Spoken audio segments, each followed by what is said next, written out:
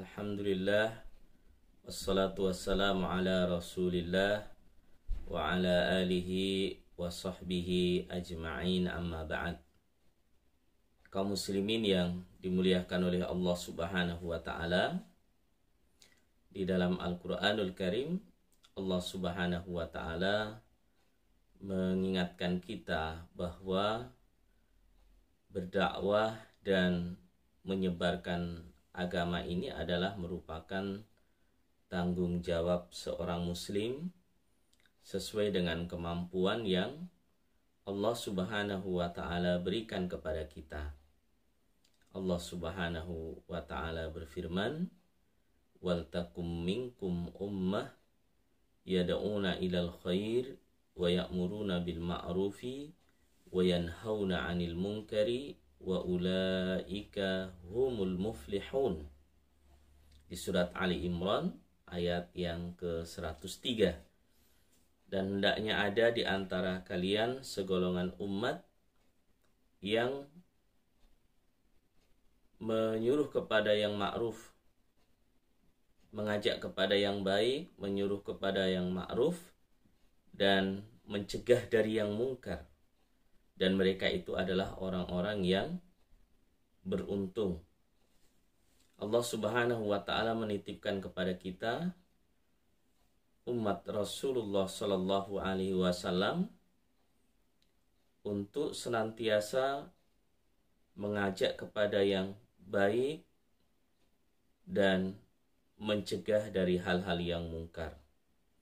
Tentu ini penting untuk kita fahami bagaimana Rasulullah Shallallahu Alaihi Wasallam mendidik dan mengajarkan para sahabat untuk melakukan tugas ini.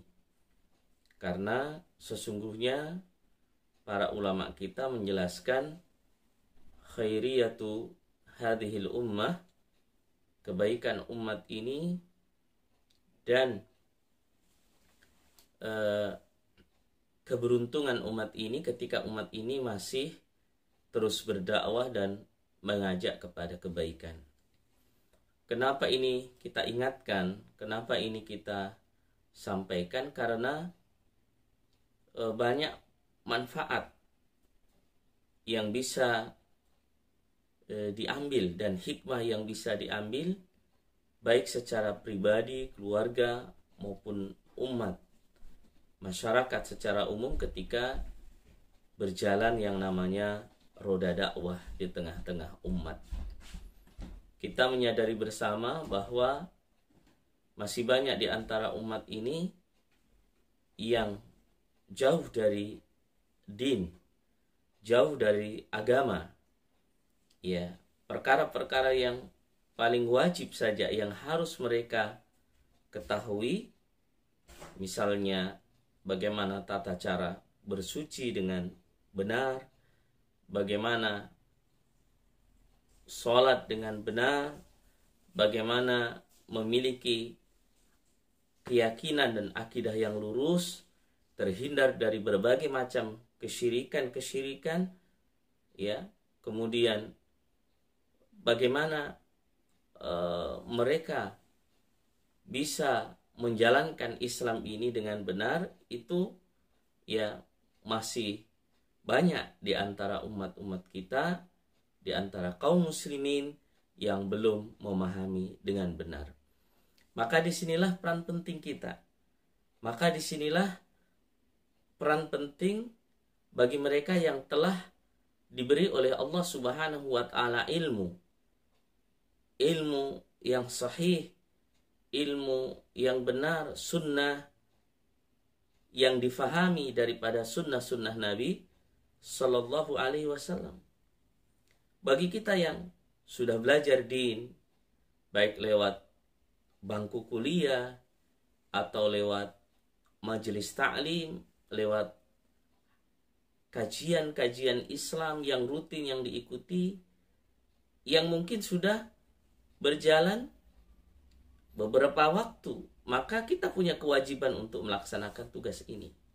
Tentu sesuai dengan potensi yang Allah subhanahu wa ta'ala berikan kepada kita. Ada di antara kita yang mungkin bisa mengajarkan Al-Quran, baca tulis Al-Quran, maka kita tekuni bidang itu. Ada di antara kita yang bisa mengajarkan ilmu, ya, karena Allah berikan karunia lebih bagi kita untuk bisa mengajarkan ilmu itu. Kita belajar fikih, kita belajar hadis, kita belajar usul fikih, kita belajar tafsir. Maka ajarkan itu kepada umat kita, ya tentu sesuai dengan kadar dan kemampuan yang kita miliki. Saya punya pemikiran bahwa ketika di masyarakat, ya, taruhlah di satu RT, ya, di satu RT, di situ ada orang-orang yang mengajarkan dinul Islam, mengajarkan agama ini, menyebarkan agama ini, dan menyampaikan di tengah-tengah umat, maka insya Allah negeri ini akan, ya, menjadi lebih baik, ya, daripada sebelumnya. Maka di sisi lain di sini juga peran daripada ormas-ormas Islam, daripada pondok-pondok pesantren untuk semakin banyak melahirkan kader-kader yang bisa lebih bermanfaat di tengah-tengah umat, diberikan skill untuk berdakwah, diberikan wawasan tentang keislaman yang cukup agar mereka bisa berkiprah di tengah-tengah masyarakat.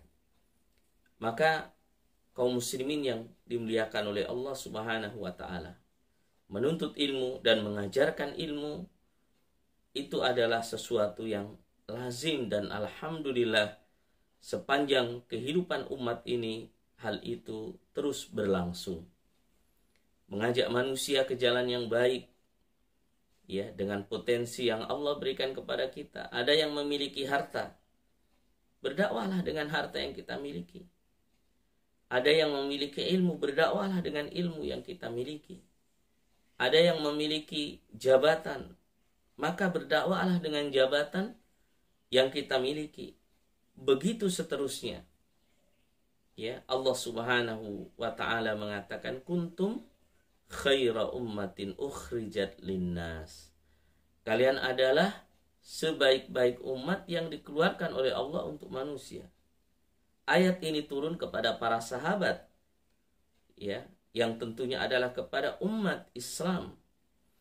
Dan tentu zaman sahabat adalah zaman terbaik. Sebagaimana sabda Nabi sallallahu alaihi wasallam, khairun nasi qarni, thumma alladhina yalunahum, thumma alladhina yalunahum. Sebaik-baik manusia adalah orang yang hidup di zamanku. Tentu adalah orang-orang yang beriman, generasi Rasulullah, generasi para sahabat-sahabat Nabi yang mengambil ilmu langsung dari Rasulullah sallallahu alaihi wasallam fi ahdin nubuwah, ya, pada zaman kenabian, pada zaman turunnya wahyu kepada mereka, dan Allah Subhanahu wa taala mentazkiyah, ya, para sahabat dengan firman-Nya, kuntum khaira ummatin ukhrijat linnas. Apa, ya, yang mereka kerjakan, ya, kuntum khaira ummatin ukhrijat linnas ta'muruna bil ma'rufi wa tanhauna 'anil munkar wa tu'minuna billah. Mereka beramar ma'ruf nahi munkar dan beriman kepada Allah Subhanahu wa taala. Maka ini menjadi pelajaran penting, ya, buat kita. Dan memang kalau kita melihat sejarah kehidupan umat manusia ini, sepanjang sejarah, ya, harus ada memang orang-orang yang tugasnya mengajak kepada kebaikan ini, mengingatkan. Ya, karena tabiat manusia secara umum adalah sering salah, sering lupa. Ya, apalagi ketika syaitan, ya, sudah memasuki jiwa-jiwa manusia itu. Karena memang syaitan tidak akan pernah putus asa untuk menggelincirkan manusia itu dari jalan Allah Subhanahu wa taala dengan jalan bagaimanapun. Coba kita renungkan bagaimana Nabiullah Adam alaihi salam diciptakan oleh Allah Subhanahu wa taala, dimasukkan ke dalam surga dengan segala fasilitas yang ada. Kemudian syaitan diperintahkan, atau iblis ya, diperintahkan untuk bersujud kepada Adam. Iblis enggan, aba wastakbar. Dia tidak mau dan sombong. Apa alasannya sombong ini? Ya. Khalaqtani min nar wa khalaqtahu min tin. Engkau menciptakan aku dari api, sementara engkau menciptakan Adam dari tanah. Dalam perspektif iblis, bahwa api lebih baik daripada tanah. Ya. Itu dalam perspektifnya, dalam pandangannya, sehingga muncul kesombongan dan tidak mau sujud penghormatan kepada Adam. Ketika Allah Subhanahu wa taala usir dan dikeluarkan ya dari surga, iblis menggoda dan bersumpah kepada Allah Subhanahu wa taala, menggoda Adam dan anak cucu Adam. Ya. Qala fabima aghwaytani la'aqudanna lahum siratakal mustaqim. Ya Allah, karena engkau telah gelincirkan aku dari surgamu, engkau telah keluarkan aku dari surgamu, ya, aku akan gelincirkan mereka, ya, manusia ini dari jalanmu yang lurus. Ya. Ini adalah sebuah proklamasi daripada iblis untuk menggoda manusia. Maka ketika kita menyadari bahwa iblis, syaitan itu tidak akan pernah putus asa menggoda manusia dari jalan yang benar, dari jalan yang lurus, dari jalan ibadah kepada Allah Subhanahu wa ta'ala, maka perlu ada orang-orang yang hidup di tengah-tengah umat ini yang mengingatkan manusia dari bahaya syaitan ini dan mengingatkan mereka untuk kembali kepada Allah Subhanahu wa ta'ala.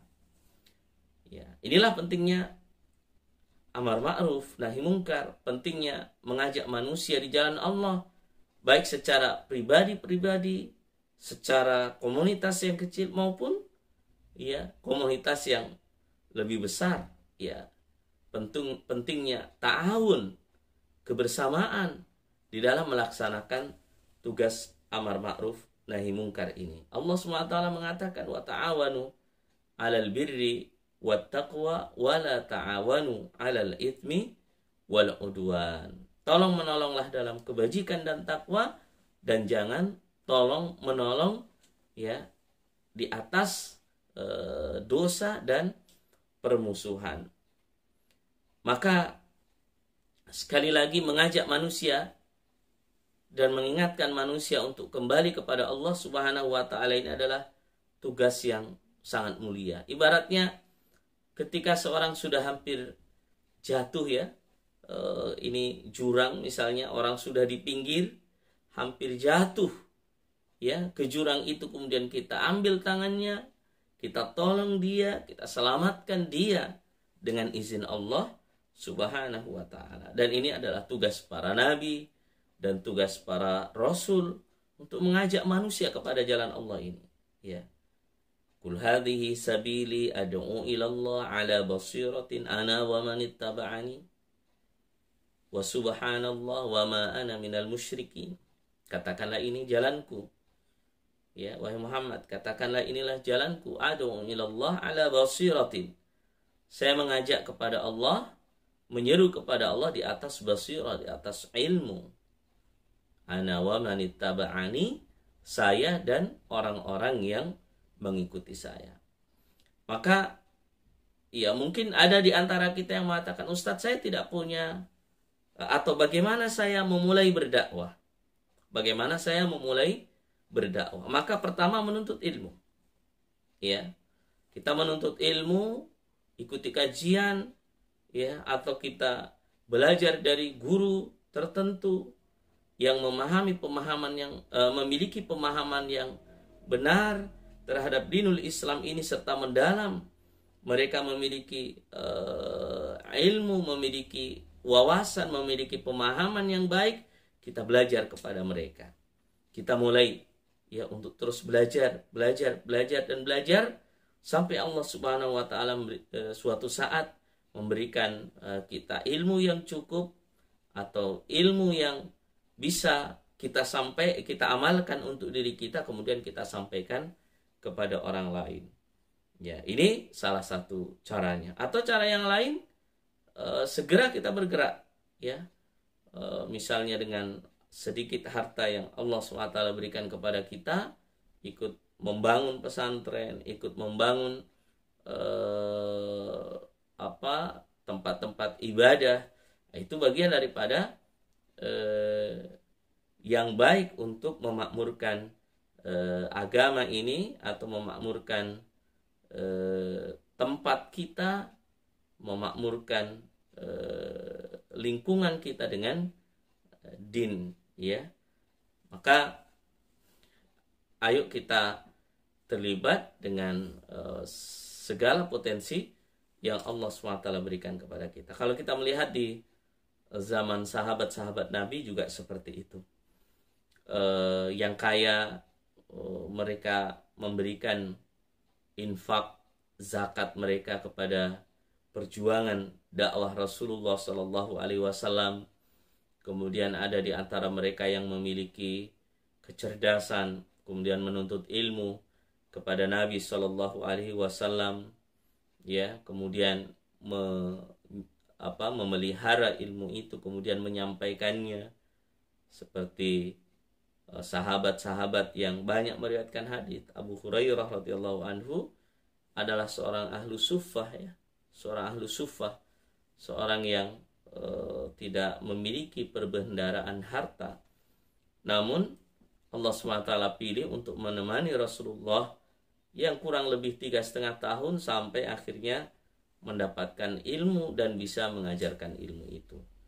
Ada sahabat-sahabat yang memiliki strategi perang dan kekuatan fisik serta skill dalam berjihad fisabilillah, seperti Khalid bin Walid, ya, radhiyallahu an, yang sangat piawai di dalam strategi perang dan jihad fisabilillah. Ya, meskipun akhirnya beliau meninggal bukan di medan perang, ya, tapi meninggal di atas pembaringan, ya, di atas pembaringan, ya, dan ketika beliau dimandikan, ya, begitu banyak bekas-bekas luka dalam jihad perjuangan fisabilillah. Begitu pula sahabat-sahabat yang lain yang ahli diplomasi, ya, yang punya retorika yang bagus, mereka menjadi penyampai ilmu dan lain sebagainya. Ya, itulah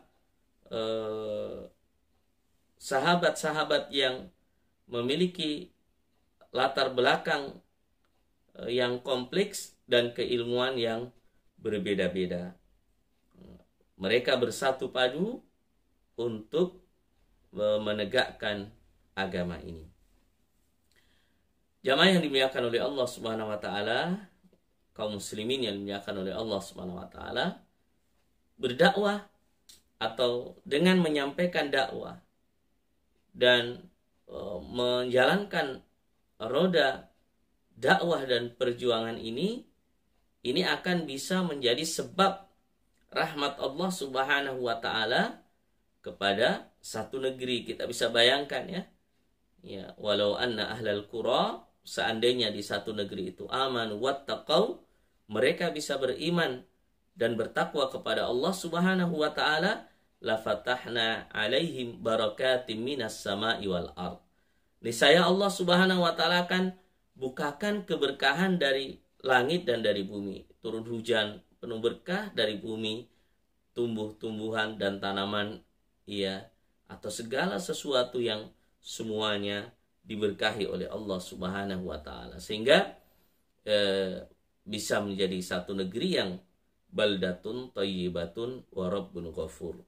Ya, karena kita fahami bahwa sebab murka Allah Subhanahu wa taala itu karena dosa dan kesalahan daripada umat manusia ini. Maka kita mengajak ya semua ya kita yang memiliki potensi, ayo terus bergerak ya. Terus bergerak. Masalah hasil itu kita serahkan kepada Allah Subhanahu wa taala. Bagi para kaum muslimin yang sekarang mengemban amanah dakwah di satu yayasan tertentu, laksanakan amanah itu dengan baik. Di satu organisasi tertentu, laksanakan tugas itu dengan baik, karena ketika kita melaksanakan amanah-amanah ya di dalam dakwah ini dan tentu dengan mengikhlaskan diri kepada Allah Subhanahu wa taala, manfaat pahala itu akan ya kembali kepada kita, kepada keluarga kita. Dan Allah Subhanahu wa taala insyaallah ketika kita berusaha untuk memperbaiki diri dan memperbaiki orang lain, memperbaiki keluarga kita, Allah akan berikan keberkahan kepada kita daripada umur-umur kita, daripada waktu-waktu kita. Allah akan berikan keberkahan kepada keluarga-keluarga kita. Begitu seterusnya. Tentu sampai akhirnya kita mendapatkan ya satu harapan kita dan cita-cita kita yang besar, yaitu keridhaan Allah Subhanahu wa taala dan surga Allah Subhanahu wa taala. Wallahu taala a'lam. Wassalamualaikum warahmatullahi wabarakatuh.